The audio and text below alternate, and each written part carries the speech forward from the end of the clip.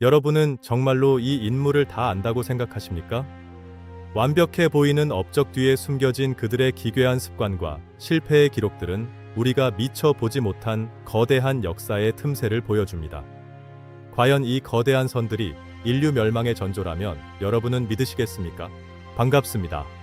이번 영상은 여러분의 지적 갈증을 완벽하게 해소하기 위해 기획되었으며, 영상의 분량은 25분을 상회하는 장편으로 구성되었습니다.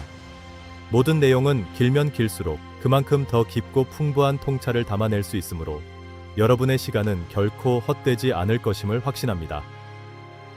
앤서니 에브니의 연구를 통해 우리는 나스카의 진정한 목소리를 들을 것입니다. 결론부터 말씀드리겠습니다. 나스카는 천문 달력이 아닙니다. 그것은 물을 갈망하며 멸망을 피하려 했던 고대인들의 처절한 생존을 위한 기도였습니다. 2035년 우리가 마주할 인공지능 문명의 거대한 전환점에서 나스카는 우리에게 마지막 경고를 보내고 있습니다. 인공지능이 도달할 수 없는 인간의 직관이 그곳에 있습니다. 첫 번째 단계입니다. 우리는 왜 이 거대한 수수께끼에 집착하는가? 인공지능이 모든 것을 예측하는 시대에 왜 우리는 여전히 2000년 전의 흙먼지 속에서 답을 찾으려 하는 것일까요?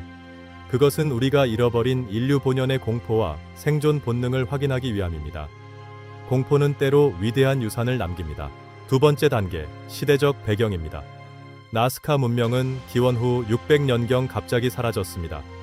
강은 말라붙었고 지표면 온도는 50도를 상회했습니다. 전쟁과 기근이 그들을 덮쳤습니다.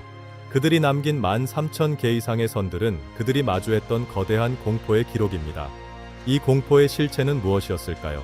데이터는 명확히 가리킵니다.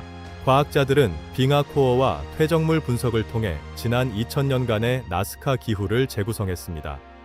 데이터는 서기 400년부터 600년 사이 나스카 평원에 유례없는 대가뭄이 지속되었음을 보여줍니다. 경제학적 관점에서 볼 때 나스카의 선들은 단순한 예술이 아니라 자원 확보를 위한 사회적 자본의 투입이었습니다. 그들은 생존을 위해 모든 노동력을 이 지상화 제작에 동원했습니다. 이는 오늘날의 국가 건설 프로젝트와도 비견될 수 있는 대규모 토목 공사였습니다. 물 한 방울을 위해 그들은 모든 것을 걸었습니다. 연간 평균 강수량은 기존 10mm에서 거의 0에 수렴하기 시작했습니다. 이는 농경 사회였던 나스카인들에게 사형 선고와도 같았습니다. 그들이 땅 위에 그은 모든 선은 이 숫자와의 전쟁이었습니다. 나스카 평원의 기적은 단순히 땅 위의 선에 그치지 않습니다. 그들이 가뭄을 이겨내기 위해 돌을 깎아 정교하게 다듬은 관계수로는 고도의 토목 지식을 증명하는 또 다른 지표입니다. 세 번째 단계, 기존 가설의 요약입니다. 폴코삭은 1940년 동짓날의 태양이 특정 선과 일치하는 것을 보고 전율했습니다. 그는 이것이 거대한 천문학적 관측 장치라고 확신했습니다. 하지만 이것은 우리가 보고 싶어 했던 낭만적인 오해였을지도 모릅니다. 데이터는 훨씬 더 실용적인 답을 요구하고 있었습니다. 마리아 라이헤는 50년 동안 빗자루로 먼지를 쓸며 이 가설을 수호했습니다. 그녀는 선들이 동물의 형상과 별자리를 연결하는 우주의 비밀 지도라고 믿었습니다. 수만 개의 데이터가 그녀의 손을 거쳐갔고 그녀는 나스카의 성녀로 불렸습니다. 그녀의 헌신은 위대했지만 과학은 더 냉혹한 검증을 기다리고 있었습니다. 나스카에는 800개가 넘는 동식물 그림이 존재합니다. 거미, 원숭이, 고래, 벌사의 등 이 거대한 생태계의 목록은 그들이 숭배하고 갈망했던 생명의 상징들이었습니다. 각 형상은 수학적으로 정교하게 계산되었습니다. 일부 직선은 무려 48km에 달하며 그 오차 범위는 0.1도 이내입니다. 항공 기술이 없던 시대에 어떻게 이런 정밀함을 유지했을까요? 에브니는 이를 단순한 기술의 승리가 아닌 협력의 승리로 보았습니다. 수십 년간의 정밀 지표 조사를 통해 학자들은 나스카 선들의 깊이와 너비가 철저한 계획에 만들어졌음을 확인했습니다. 이는 일관된 설계 지침이 대를 이어 전수되었음을 의미합니다. 네 번째 단계, 비판과 평가입니다.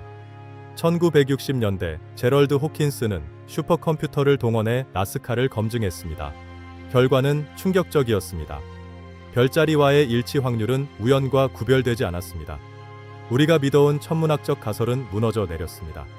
이제 우리는 하늘이 아닌 땅에서 답을 찾아야 할 시간이 되었습니다. 앤서니 에브니는 여기서 혁명적인 질문을 던집니다. 왜 우리는 하늘만 보려 하는가? 발밑의 땅에 답이 있다면 어떨까?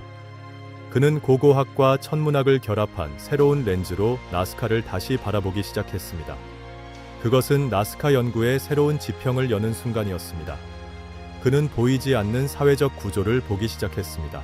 제럴드 호킨스는 1968년 자신의 컴퓨터 모델링을 통해 나스카의 선들 중 오직 20%만이 주요 천체와 일치함을 발견했습니다.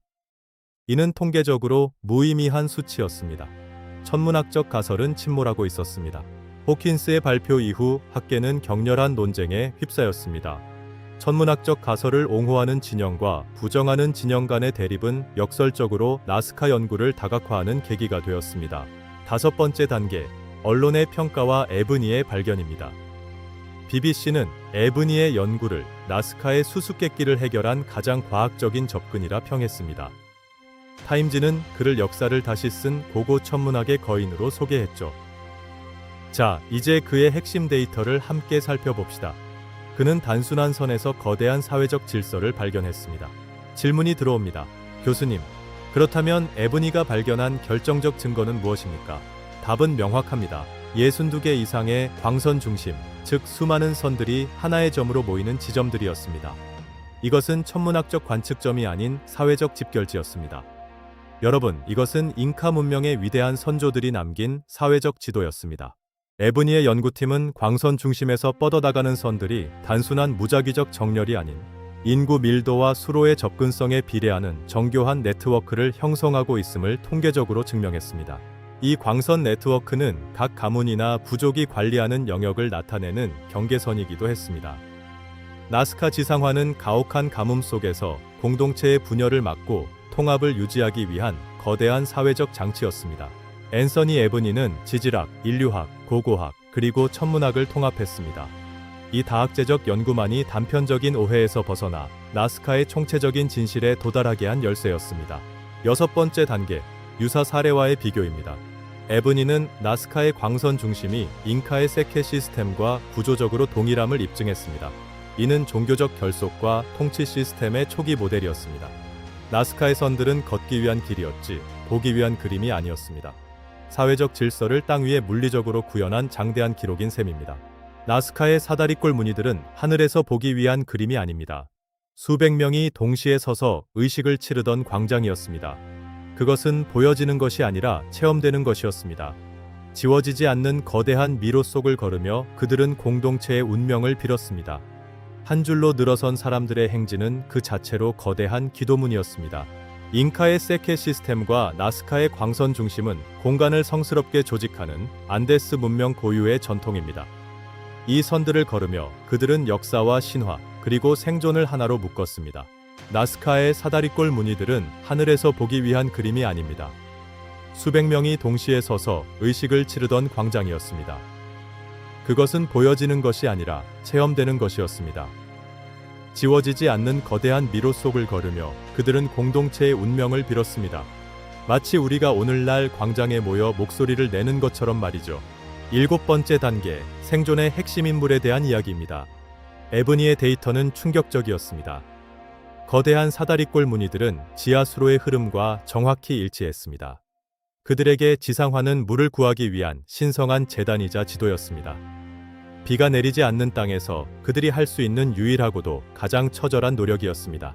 그 제작 방식을 주목하십시오. 거창한 도구는 필요 없었습니다.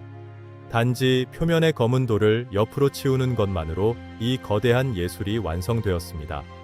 가장 단순한 방법으로 만든 가장 위대한 유산입니다. 이것은 고도의 기하학적 지식 없이도 오직 인간의 협력만으로 가능했던 기적이었습니다. 인간의 협력은 그 어떤 기술보다 위대합니다. 지상화의 교차점에서 발견된 가장 중요한 유물은 바로 스폰딜루스 조개 껍데기입니다. 비를 부르는 강력한 상징이었던 이 조개 껍데기는 나스카인들이 바다와 산, 그리고 신을 연결하려 했음을 보여줍니다. 깨진 의뢰용 토기 파편들은 행진 과정에서 의도적으로 깨뜨려진 재물들이었습니다. 선 위를 걷는 행위 자체가 거대한 희생과 헌신의 의식이었습니다. 그들은 부서진 토기 조각으로 땅에 기도를 새겼습니다. 나스카인들은 지상의 그림뿐만 아니라 지하에도 거대한 수로 시스템인 푸키오스를 건설했습니다. 지상화의 사다리꼴 무늬는 바로 이 지하 수로가 지상으로 노출되거나 방향을 트는 지점을 나타냅니다. 여덟 번째 단계, 인공지능 시대의 시사점입니다. 2035년, 알고리즘이 우리의 모든 행동을 결정할 때 우리는 나스카인들의 불합리한 고집을 배워야 합니다. 수천 킬로미터의 선을 긋는 그 무모함이 바로 인간의 위대함입니다. 인공지능은 패턴을 찾지만 의미를 부여하지 못합니다. 조금은 기괴한 고집이죠. 그렇지 않나요? 하지만 그 고집이 문명을 지켜냈습니다. 인공지능은 생존의 공포를 모릅니다. 나스카는 우리에게 말합니다. 생존의 위기 앞에서 가장 강력한 무기는 정교한 계산이 아니라 보이지 않는 가치를 믿고 행동하는 인간의 직관이라고 말입니다. 의미 없는 데이터의 바다에서 의미를 찾아내는 것, 그것이 우리가 인공지능에게 승리할 유일한 방법입니다. 우리의 직관은 데이터보다 깊습니다. 오늘날 현대 고고학은 드론과 라이다 기술을 통해 우리가 눈으로 보지 못했기 새로운 선들을 발견하고 있습니다. 인공지능은 새로운 선을 찾는 효율적인 도구이지만 그 선의 의미는 여전히 우리의 영역입니다. 기후변화와 무분별한 개발로 인해 나스카 지상화는 빠르게 파괴되고 있습니다. 2000년을 버텨온 인류의 위대한 유산을 지켜내는 것은 미래를 향한 우리의 또 다른 약속이자 의무입니다. 최근에는 우주에서 촬영한 고해상도 위성 이미지와 라이다 데이터를 통해 사막 지하에 숨겨진 또 다른 수로망과 정렬들이 식별되고 있습니다. 과학기술은 과거를 복원하는 최강의 도구입니다. 2035년에 인류가 나스카에서 배워야 할 가장 강력한 교훈은 생존의 위기 앞에서는 오직 공동체의 결속과 공유된 믿음만이 문명을 구원할 수 있다는 사실입니다. 우리의 선은 어디로 향하고 있습니까? 과연 현대 사회에서 우리는 공동체를 위해 어떤 선을 긋고 있습니까? 우리의 기도는 어디에 새겨지고 있습니까?